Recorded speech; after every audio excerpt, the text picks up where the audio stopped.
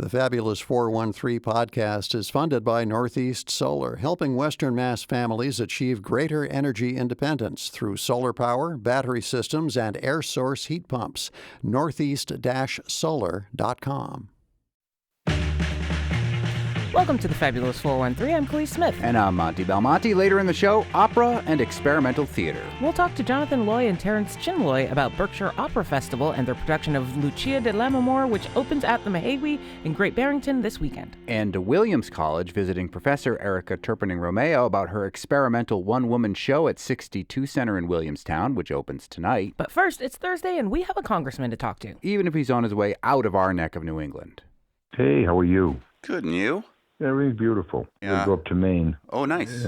Yeah, I mean, just for a couple of days. My niece is up there. She's a 1.5-year-old daughter, so we'll go up and see her just till Sunday. So. Where in Maine? A place called Wiscasset. Oh, yeah, I know that place. That's where Home of Reds eats. The lobster place, isn't that in Wiscasset? Oh, yeah, it's right there. Yeah, it's right before you go over the bridge. Yeah, that place made me a believer in the hot buttered lobster roll, which I know makes me a traitor to my New England heritage, because you're supposed to have the cold mayonnaise lobster roll. But shout out to not your district, Captain Jack's Roadside Shack in East Hampton, right over the border of your district. I think best lobster rolls in all of Western Mass for sure. I haven't been there. Yeah. I haven't been there. What's it called? Captain Jack's Roadside Shack. It's right at the East Hampton Co-op. There is no money exchanging hands between me and Captain Jack's or the Co-op.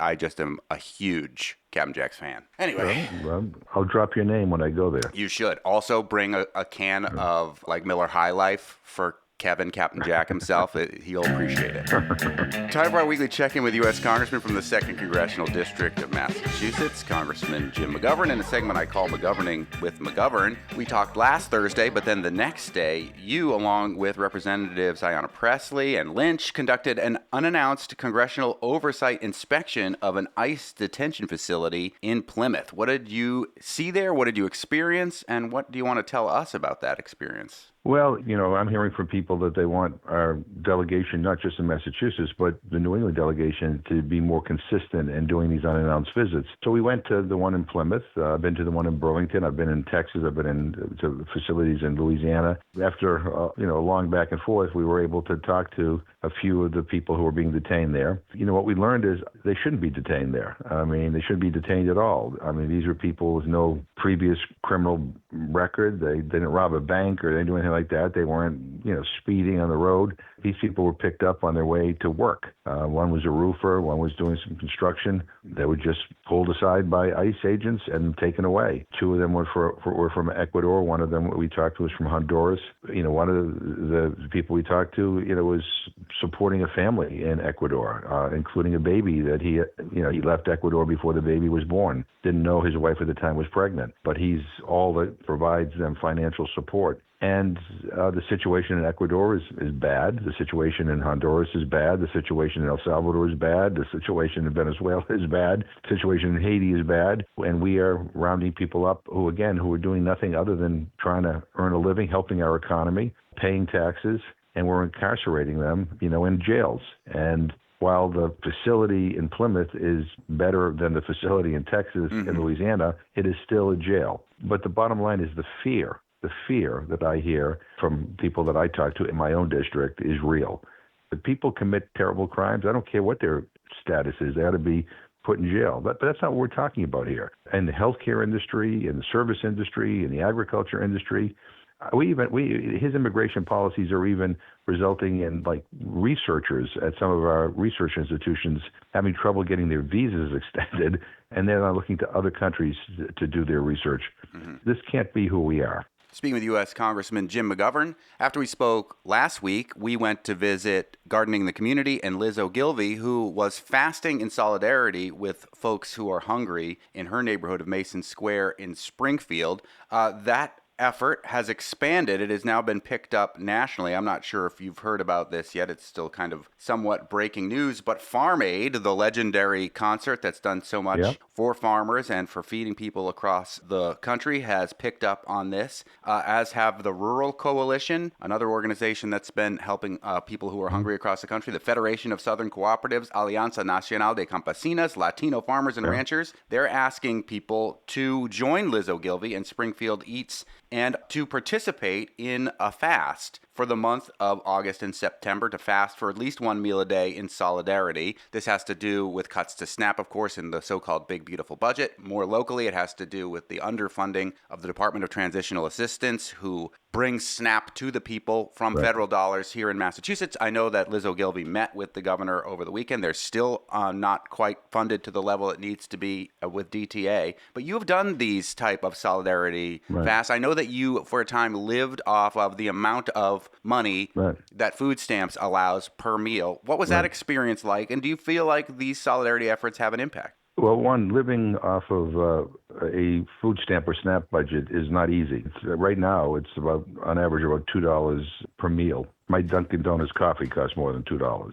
It puts things in perspective. And I think Liz, deserves great credit because she, as I've said many times, is living the example of my former colleague and one of my heroes, John Lewis, who said, when you see injustice, you got to do something about it. You got to make good trouble. And this is what good trouble is about. She's raising awareness, and I want to thank Springfield Eats and the Rural Coalition for all that they're doing as well. I mean, these are incredible organizations, and they are fighting basically so that people have enough to eat. That's it. I mean, we live in the richest country in the history of the world, and we have 50 million people who are hungry or food insecure. We all should be ashamed. And I think some of my colleagues in Congress, they just never talk to anybody on SNAP. They don't listen. They don't do town halls. They don't understand how people are struggling. They don't know what it's like. They don't understand that more and more people who are trying to get SNAP now are working full time, and they still can't afford to put food on the table for themselves or their families. That just has to change. I wish Democrats did more. During COVID, Biden did increase the amount of the average SNAP benefit, and then it expired. We not only need to make sure everybody who qualifies for SNAP gets it, we need to understand that $2 per meal is inadequate. I mean, if you can give, a tax break to a billionaire and a millionaire and a trillionaire, I mean, we ought to be able to increase the amount of the SNAP benefit beyond $2 so that people can actually not only afford food, but afford good food so that their families can have healthy meals. Speaking with U.S. Congressman Jim McGovern, we hit a milestone this week where the U.S. debt has hit $40 trillion. Heather Cox Richardson saying the U.S. currently spending more than $1 trillion a year to pay interest on the national debt, and that's more than it spends on defense. The debt ceiling that we hear about so frequently, that looks like that will have to go up for a vote again, whether to raise the debt ceiling. Would you support continuing to raise the debt ceiling? And if the Democrats do take over the House and or the Senate in November, is there a plan to rein in this ballooning debt expected to be $41 trillion sometime next year? Well, maybe we ought to have a defense budget that isn't $1.6 trillion. Maybe we ought to start talking about putting a halt on construction of more nuclear weapons, or start talking about reducing our nuclear stockpile. Maybe we ought to end the war in Iran that's not paid for. It's now costing us about $100 billion. Maybe we ought to repeal the tax cuts for millionaires and billionaires. I mean, that's how you do it. The problem with what we have right now with Trump and with the Republicans is that, when it comes to something like helping poor people, they say, we can't do it because we have a debt. But when it comes to helping rich people, there's no problem. $3 to $4 trillion it costs to do those tax cuts for millionaires and billionaires. None of it paid for. The war in Iran, none of it paid for. I mean, our priorities are all screwed up. The debt matters, and we have to try to get it under control, but not at the expense, of screwing over poor people in this country or screwing over the middle class, people who are working hard and paying more than ever because of Trump's tariffs and because of the war in Iran. Everything is going up in price. We have to do this in a way where that we don't neglect the people who are, quite frankly, right now struggling. I don't want to turn this country into a tale of two cities, but that's what's happening right now. We're less than 2 weeks away from the primaries here in Massachusetts. People have been watching the races all across the country. Mass Live had a great story from John Missick, a political columnist there, calling it hot left summer, a reference to hot girl summer a couple summers ago. What the progressive surge means for Massachusetts Democrats. In our area, of course, we are watching the Richie Neal versus Jeremy Whalen race. We have had Jeremy Whalen on the show this week. We're hoping to have Richie Neal on the show next week to talk about this. Do you feel that we are in a quote-unquote hot left summer? Well, I do, but I think we're kind of in a hot left summer because I think people are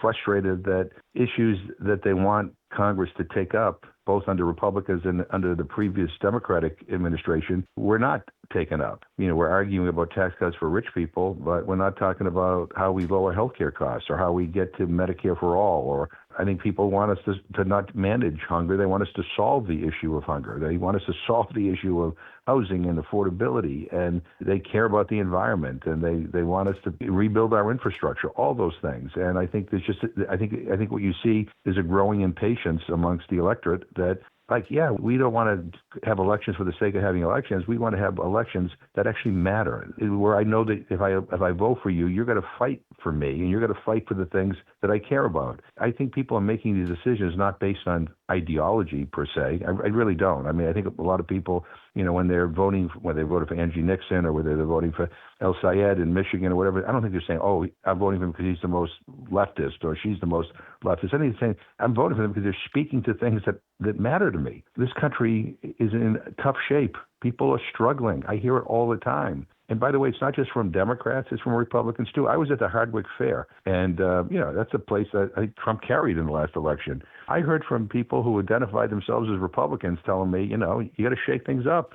Keep on fighting. What we're seeing doesn't fit neatly into the usual Democrat versus Republican. Speaking with U.S. Congressman Jim McGovern, Politico reporting that there are civil rights groups worried about artificial intelligence amplifying domestic spying capabilities. We're hearing a lot locally about flock cameras and how AI may be integrated. But Khalees Smith, my co-host, wants to know about AI slop in the halls of Congress. Can it be stopped in bills? And is there any oversight in Congress on AI in bills and on speeches? We've seen a couple speeches on the House floor where people are just verbatim reading the prompts that they put into AI and not even aware that that's what they're reading on the House floor. Yeah, well, there needs to be oversight of what's happening right now, and there's not. I mean, that's one of the challenges. And the reason why is because a lot of these AI companies are donating generously to the leadership right now in Congress and also to Trump's causes as well. Some of us have called for a moratorium on all AI data centers. I mean, Congress could pass that. There needs to be regulation of this industry before it gets out of control. But we have a Congress right now where trivial issues get debated passionately and important ones not at all. If there's a role for AI, let's have that discussion. But think about it. It could potentially replace countless jobs.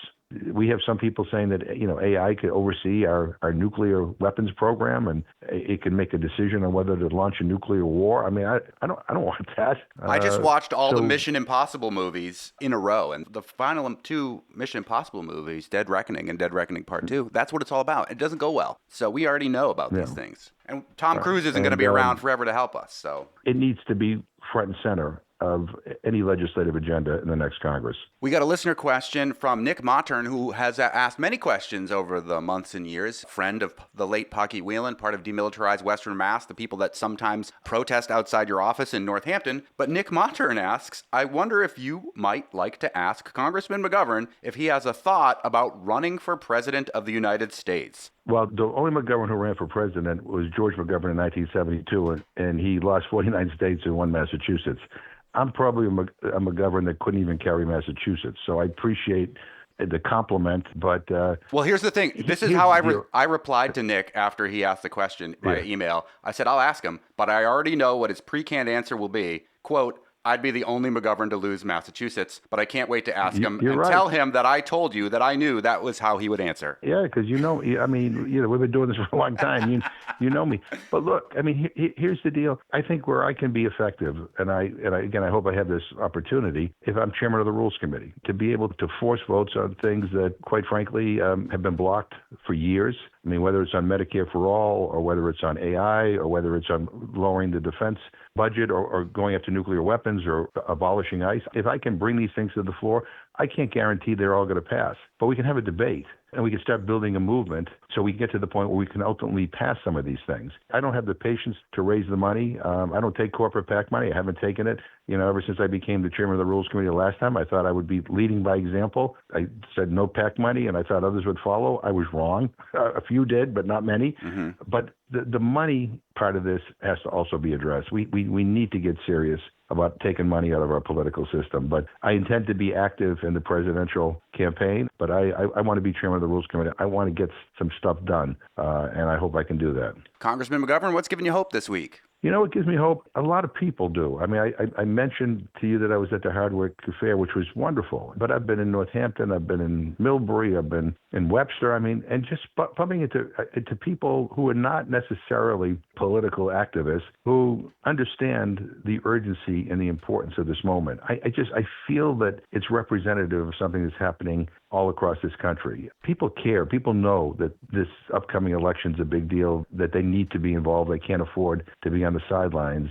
And I'm grateful for that. And I'm especially grateful for it because I keep on worrying that this president's going to do something to try to either screw up the midterm elections or to not acknowledge them and try to do things to not get them certified. And again, I've been working with the Governors Association to make sure governors are doing what they can. We've been talking to experienced litigators about getting lawsuits ready, but also urging people to be prepared that if the president tries to deny the results of the midterm elections, we need to take to the streets en masse like we've never done before. We can't let him steal our democracy. He may try to do that. So I'm hopeful because I'm hearing a lot of people that are ready for the fight. U.S. Congressman from the 2nd Congressional District of Massachusetts joins us each Thursday. If you've got a question for the congressman, you can send it to us at thefab413@nepm.org, and I'll ask next week. Thanks so much, Congressman. Hot girl summer, so you know she got it.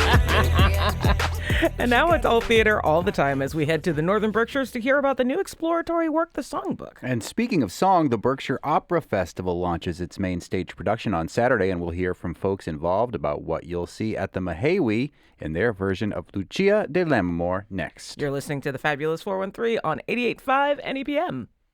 The Fabulous 413 podcast is funded by the UMass 5 College Credit Union, dedicated to creating access to financial well-being for local people, businesses, and communities. Insured by NCUA, umass5.coop.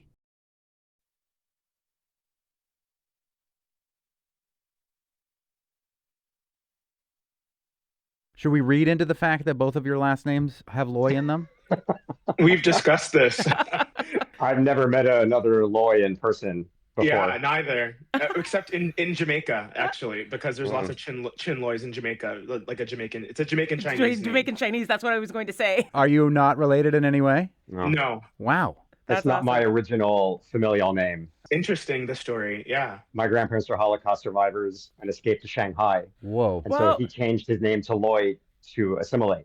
Wow. They lived in Shanghai for 10 years before coming to the States. Oh, my goodness. That's amazing. This sounds like an opera in and of itself. I mean, yeah. I would like to commission. You have a whole festival, sir. You know the right people.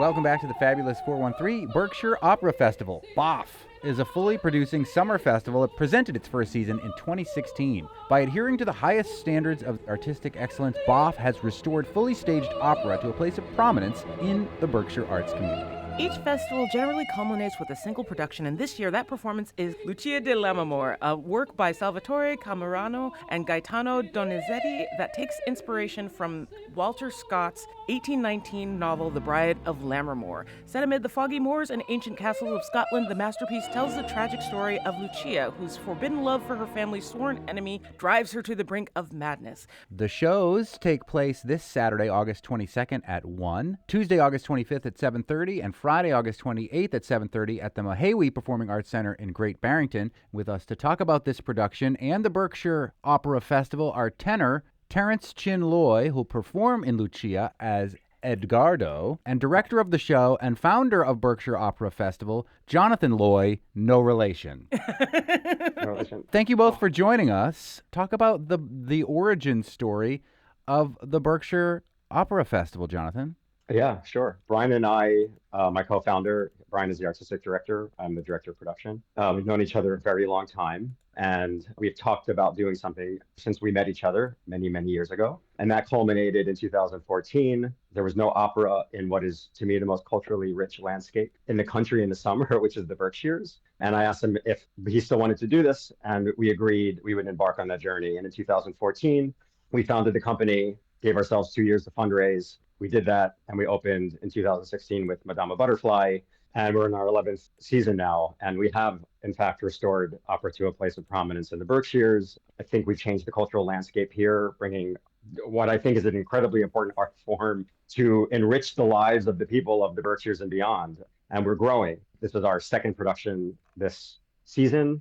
Our first one was, we had launched the new resident artist program, and they did a production at PS 21 in Chatham. And then, the festival culminates with our main stage production at our resident theater, the Mahaiwe. In Massachusetts, Chatham, or a different Chatham, Jonathan? No, Chatham, New York. Chatham, New York. Yeah. Well, that's fine, I guess. It's closer to the Berkshires. And we consider Columbia County the Berkshires, don't we? Not this part of we, but yes. Until they pay Massachusetts taxes. Chatham, Massachusetts has a better chance of being a part of the Berkshires than Chatham, New York.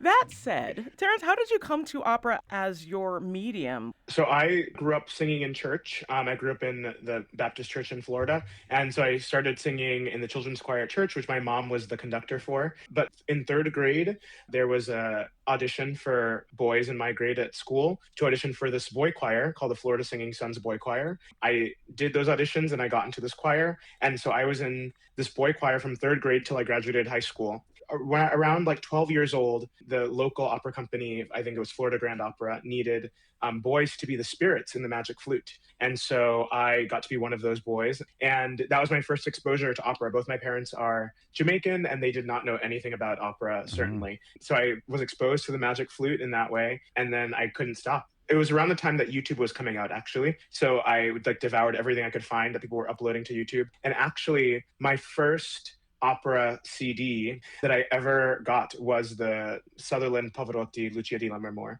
So this is a very special time. It is a famous one. I was listening to the Maria Callas one just to prepare for this conversation, and she's amazing. It's iconic. This opera is iconic. It's Lucia di Lammermoor, and it'll kick off at the Berkshire Opera Festival this Saturday, August 22nd. Terrence, tell us a little bit more about your character, Edgardo. I do have a tragic love story with Lucia in a way. We are from kind of like warring families within the same faction, so we're not supposed to be together. When you first see me in the opera, it's this big love duet between myself and Lucia. That spark of hope that the audience gets in the opera is quickly dashed as the opera follows this sort of trajectory that's showing how Lucia and Edgardo really are not gonna end up together. And so so there's this kind of this ill-fated love story, and of course that's super popular throughout literature. You have Romeo and Juliet. It's not quite that story, but there is something really dramatically rich about the ill-fated lovers in drama, and I think that makes for a lot of great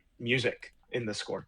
You have a comprehensive study guide that goes along with Lucia di Lammermoor, which I looked through. It's wonderful, actually. Useful. It's super informative. I'm assuming if you come to the show that this is available to you, Jonathan?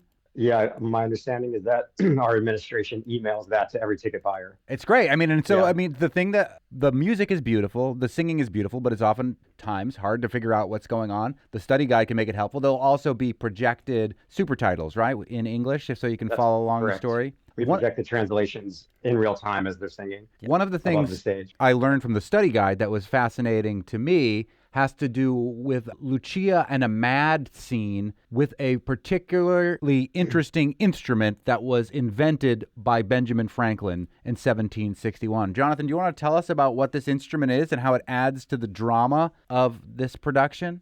Everyone loves talking about this. It was originally scored for a glass harmonica, which was invented by Benjamin Franklin. It's the same idea as rubbing your wet fingers on a wine glass. It makes a very eerie sound. It went out of fashion. I think people thought it would make you mad if you listened for it for too long. So it's not composed for very often. And really, it went away because it doesn't produce a ton of sound as the orchestras got bigger. I think it's hard to hear. So I think now it comes with its own amplification. But it's being doubled actually by the flute, which we're used to hearing accompany the soprano in the mad scene. The fact that Donizetti wanted to use it's like to show this kind of otherworldliness. And I think Jonathan's production, we're really like highlighting that in a few key areas. And I think that, yeah, Lucia, which the glass harmonica is tied to, like she is kind of a person who is existing in a world outside of everyone in the show, even me, who she's in love with. And I think if you come to the show, you will really see that in the production as well. Jonathan, what appealed about doing this show for this year's main stage production? Like, granted, it is an iconic show, but it is also like one of those few operas where it's not that Lucia doesn't have agency, but it's rare that you see the heroine kill someone, or at least like get that sort of... There's a lot to say about that. I can tell you, answer that question, and then we can talk about the production a little bit. Brian Garman, the artistic director, chooses the repertoire, and we always agree, but we're both lovers of bel canto, which is both means literally beautiful singing in Italian, but is a style and genre of opera from a certain period that follows certain conventions, which often have mad scenes in them. But it was time to do. We had not done this yet, and it happens to be one of my favorite operas. And we wanted to bring this masterpiece to the Berkshire community, and also bel canto. Brian's been talking about this. Bel canto is not being done very much in this country at the moment. So we are very proud to be presenting one of 2 or 3 bel canto operas from the repertoire in 2026 in the country, because you need a cast that can sing it. And we have that. And it's incredibly exciting. And I'm really excited about the production that we're doing as well. And it's interesting, you brought up agency. Opera is fraught, especially operas from this time period, with women that have no agency. And when we are looking at it from our, modern perspective, I like to try to give that power back. And one way for me to give that to Lucia was, one, we don't see her kill Arturo, the man she's forced to marry. That is done off stage. We just know that she has done it. The mad scene comes from that. But the book, Walter Scott's novel, is filled with supernatural. And, what happens when you take a book and you condense it to a movie or an opera, characters become condensed and they take on various things. The first aria that Lucia sings is about seeing a ghost. So I was like, okay, I'm going to take that, and I'm going to take all of the supernatural and second-sightedness that exists in this book, from the witches that are in the book and the blind maid, and give that all to Lucia. She knows her fate from the second she walks on stage. She knows she will die. She knows she will be with Edgardo. She just doesn't know exactly how it will happen. And that's what we watch unfold. In that vein, the other thing we're really exploring is the crux of the opera is a duet between her and her brother. The reason she's forced to marry Arturo because her brother Enrico ended up on the wrong side of the Scottish Civil War. In order to regain his footing politically, Arturo is the person that she needs to marry, or he will have his head cut off. What I really want to explore is that actually Enrico loves his sister deeply. He's a product of a man in 1700 Scotland who can either go, well, I love my sister, I'll just have my head cut off and she can live and be happy. Or I'm a man, I'm misogynistic and patriarchal, I'm going to ask her to do this for me. And her agency comes from really never saying yes. She never says yes to him. She agrees in another duet with the priest, who really, again, a man telling a woman what to do, twist her arm. She begrudgingly gives in, but she is aware, I think, deeply of the lies that are being told to her and the gaslighting that is happening to her throughout by all the men in this show. But she really takes her power back, and she is going to be with Edgardo. And because she can see the other realm from this world, she knows that that's true. The final scene is Edgardo at the tomb of his family. He's the only living person of his line. And through her kind of supernatural power, Lucia is able to bring Edgardo to the other side with her.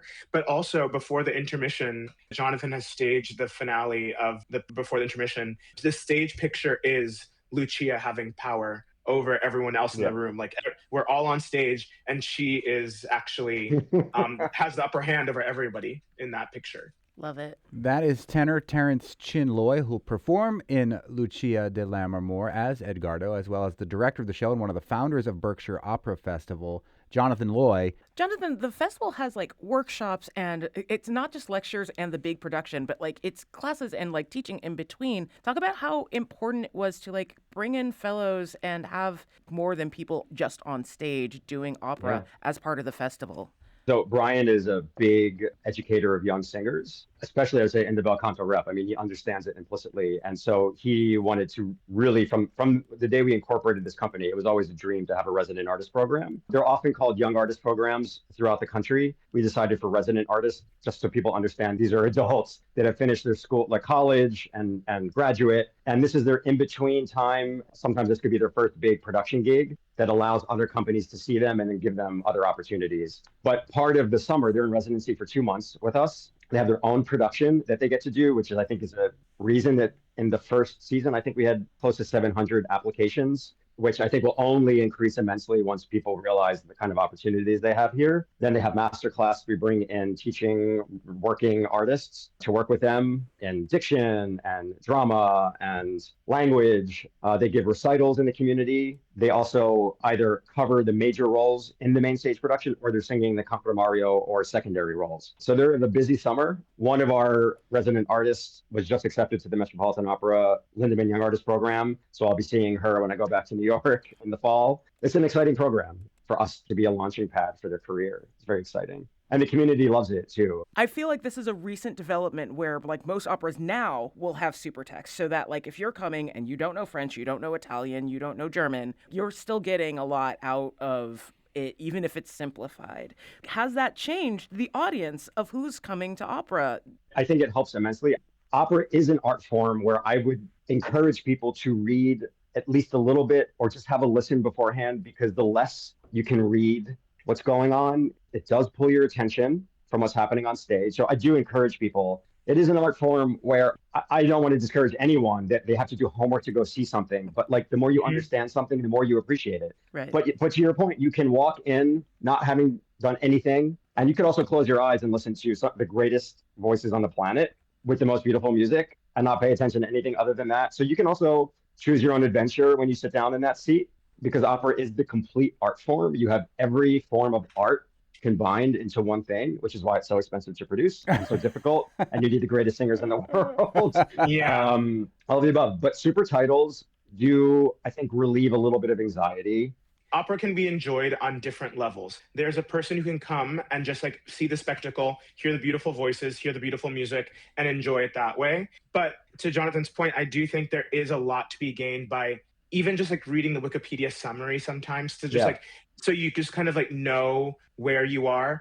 Yeah. So you can enjoy it on different levels. And if you purchase one of the very affordable tickets to the Berkshire Opera Festival's Lucia di Lammermoor, you will be sent this study guide that has been helpful for us in preparing for this interview, and would certainly be helpful to you as you prepare to go watch the show on Saturday, August 22nd, or Tuesday, August 25th, or Friday, August 28th. Terrence, this is a beautiful show, but it is difficult. Can you explain a little bit about what makes singing it difficult? So bel canto is a type of opera, but it's also a style. Bel canto really prioritizes long phrases, lots of high notes. And the way it's written, it's often in what's called the passaggio. So singers have this like kind of treacherous area in their voice that's kind of like a passageway between their like lower voice and their higher voice. If you're spending a lot of time in there, you have to be quite focused on how to navigate that, because it's a part of your voice that is just like more fragile, I guess, than the rest of your voice. Part of what makes it so hard to cast these operas is because you need people who are really, really good at singing, because navigating that is a level of mastery. There's one tricky section at the end where you have to move through like a half step through the passaggio, and it's just that's what he wrote. I think an audience member in this kind of music, you will definitely hear what makes it difficult, because I think when I know opera very well, and I'm like really impressed when someone makes it through a certain kind of aria and they just really did it well, because I think the music sounds difficult. And so it is inherently impressive in that way. I just want to tack on that the last aria of the opera that Terrence has to sing, and I'm only saying this because he does it masterfully, beautifully, and incredibly well. It is a tenor killer, because it is so, that whole last aria is literally in the passaggio. And if you do not have your technique, you will die on stage. And we have seen that happen. I have seen that happen. Yeah. It is devastatingly hard and devastatingly beautiful. And when you have all of that together, it's visceral. Mm-hmm. And that's what's exciting to me about opera. Opera is the Olympics of singing. The bass, the baritone, the tenor, and the soprano. Yes. Each have some of the most difficult singing that you could possibly have. And they do make it look effortless. listen to these people sing. It's astonishing. It's why I fell in love with opera, because the human voice is astonishing. And I would say, and no microphones. It is an unamplified art form. Yep. Beautiful. And at the wonderful Mahaiwe Performing Arts Center, I'm sure it sounds great there in Great Barrington. It's the Berkshire Opera Festival, and we've been joined by one of the founders of the Berkshire Opera Festival and the director of the production, Lucia di Lammermoor, Jonathan Loy, as well as tenor Terrence Chin-Loy. No relation. Again, no relation. Who plays Edgardo in Lucia. It will debut at the Mahaiwe this Saturday, August 22nd, with shows on Tuesday the 25th and Friday the 28th. Thank you both so much for joining us. It sounds amazing. Thank you. Thank you for having us. Curious how plot and comedy and music and timing and even immersion all balance in theater? Want to see that root work in real time? If so, then Erica Terpening-Romeo's exploratory work, The Songbook, may be for you, and we'll hear more about the work, which opens tonight in Williamstown. You're listening to The Fabulous 413 on 88.5 NEPM. Welcome back to the Fabulous 413. The Songbook is a solo show, and it's described as a kind of haunting in reverse. Roughly an hour of mostly talking with some songs as performer and audience build and then follow a map to the bottom. It's an exploration of maps, ghosts, muses, and memory as one woman tries to get to the very bottom of something. Maybe we'll get to the bottom of that. That one woman is Erica Terpening-Romeo. Erica is a visiting assistant professor of theater at Williams College. She holds a Master of Fine Arts in Directing from Boston University and runs Hilltown Theater Anonymous here in Western Massachusetts, which I hope to talk a little bit about too. Yes. She's the co-founder and former co-artistic director of Anon It Moves Theater, a non-traditional Shakespeare company in Portland, Oregon, and the former managing director of the off-Broadway company, The Strain Theater in New York City. The Songbook will be performed at the 62 Center at Williams College this Thursday, Friday, and Saturday. Erica Terpening-Romeo joins us now. Thank you so much for joining us. Thank you so much for having me. I'm really grateful. I have to say, because theater nerdery and tabletop RPGs go hand in hand, this reminds me a lot of GM-less systems and how games like Archipelago and Idris Bai work. Okay. In Archipelago, you're playing as gods, raising a certain people, but you build how your godhood works and how the landscape ties into that. This reminds me quite a lot of those things, so I'm so intrigued. That is an incredibly cool and resonant and exciting analog and connection, because I also am a lover of tabletop, and actually I'm going to be teaching a course at Williams in the spring called Dungeons and Dramaturgy, where we sort of use like kids on bike like system to pull like literary characters and create a world where those literary characters meet one another. And there's all this like dramaturgical research that has to go into like all of the character building, but then we play through a campaign together over the course of the semester. Oh, that's so I spend a lot of time thinking about this exact overlap. So yeah, I feel seen by you in this moment. You're like the coolest professor around for a class like that. I mean, every time we talk to professors, I'm just like, why couldn't you have been teaching when I was in school? I want to take these classes. I had to take boring classes. I think that's the pleasure of being a professor, actually, is like, well, what classes do I wish I could have taken? Oh, yeah. Maybe they'll let me teach that. So tell us a little bit about what Khalees was alluding to about the Songbook and how there might be some overlap if you're a fan of tabletop type games.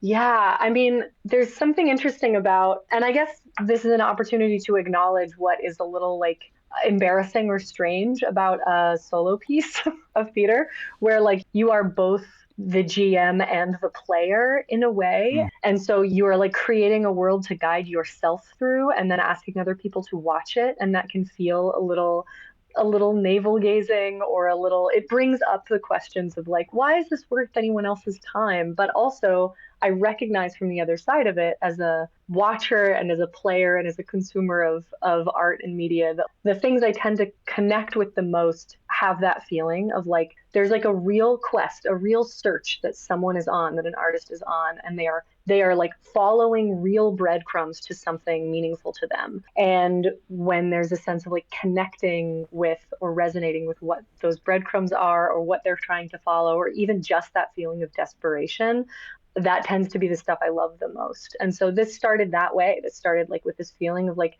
desperation, of like, I want to make sense out of something in my own kind of like the tapestry of my own history and my own identity as like a songwriter and a theater maker and a person who likes to talk to people publicly. So the idea of kind of like turning that inside out and showing the strings of it, literally the like set is a kind of series of strings that I'm like navigating inside. The idea of doing that feels almost a little bit like a game that's about a game system or something. It's sort of like about the mechanics, or like what if the mechanics were the most interesting part? We're speaking with Erica Terpening-Romeo, who is the one woman behind the one-woman show, The Songbook, which will be at the 62 Center at Williams tonight, Friday, and Saturday. It's called The Songbook. We mentioned that there's a lot of talking, but that there's singing, and you did mention that you're a songwriter. Are the songs in The Songbook your songs, or are there other songs that come into this as well? They are my songs. For the most part, they are kind of fragments of songs in the same way that the show is in part kind of about the mystifying process of songwriting and about the mystery of like the way that lyrics and melody come together. And so the moments of song are these weird little intimate invitations into what is happening exactly then. One of the really neat things I think that we've encountered talking with a lot of folks who make theater is this playing around with both intimacy and connection and how that really is the tool of the stage. But for a one-person show of this nature, that feels a little hard to rehearse. So what was the creation process of this like for you? Like, what was rehearsal like for you for this piece? Yeah. Oh man, this is such a good question, and I really appreciate it because it allows me to confess something, which is that the way that I worked on this was a big part of the initial impetus to do it. The show's about a lot of different things. It's like about how all these different interconnected landmarks create one map together in a way, and one of the landmarks on the map is stand-up comedy.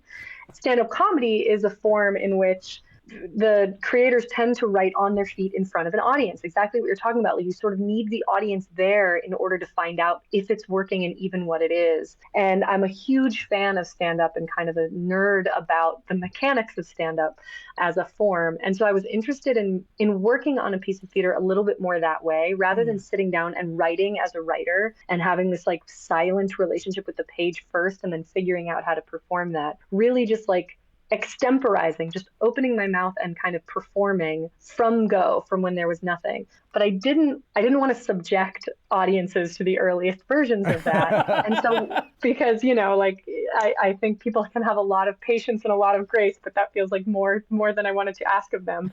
But what I did do is I was given access to a really beautiful kind of magical studio space in North Adams at the Eclipse Artist Mill lofts over a particular winter. And what I would do is set up empty chairs and press record on a recording device and just pretend like there were people there and pretend like I was talking to them. So the idea was like, once I pressed play, I couldn't restart myself. I couldn't behave as though I was alone in a room. I had to sort of like honor the ghosts that were there. And that is a building with a lot of ghosts in it. And so it felt possible to invite that feeling, the feeling of like, what if this was a true actor nightmare where you're on stage without a script and you have to figure it out, and I can't bail myself out and I can't treat it like a rehearsal. And that's how the first bunch of drafts happened. We're speaking with Erica Terpening-Romeo, who is behind the production The Songbook, the one-woman show that'll be at the 62 Center at Williams College, where she's a visiting professor, tonight, Friday, and Saturday. We have several mutual friends, including our digital producer, Ayu Suryawan, and Corey Laitman from the band Cloudbelly, who incidentally are playing at Black Birch Vineyard with High Tea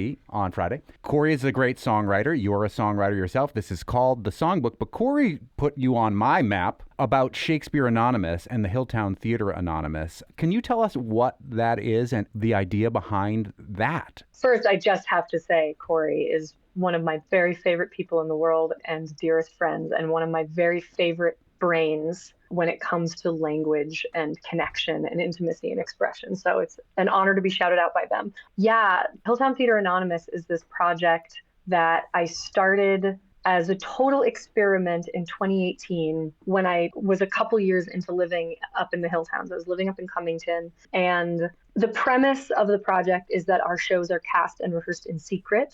So all of the actors rehearse one-on-one with me. They don't know who else is in the show. They don't rehearse with each other. And then on the night of the show, everyone shows up and sits in the audience. And when they hear their cue, they say their first line from the audience and they come into the space. And this is a kind of adaptation of a model that was pioneered by a company in Portland by some friends and theater colleagues there. And so when I was thinking about what I could do, what kind of project I could do in the community where I lived, and this, mostly I was working at a farm at the time. So my community was a lot of like farmers and carpenters, and thinking like, I want to make something with these people, not just something to tell them to come and see, but something here with them. And I thought of that project, and I reached out to those folks, Anonymous Theater in Portland, and asked how they would feel about me adapting their model. And they were super supportive of it. And they gave me some not ground rules, but suggestions, like rules of thumb that they had learned over the years. Mm-hmm. I immediately was like, oh no, I think I'm about to break all of those. Is that okay with you? They said yes. They were like, go with God. And we tried it that first year just to see, like, can this work? Can it work with like kind of non-actors or non-professional actors or people with no experience with Shakespeare?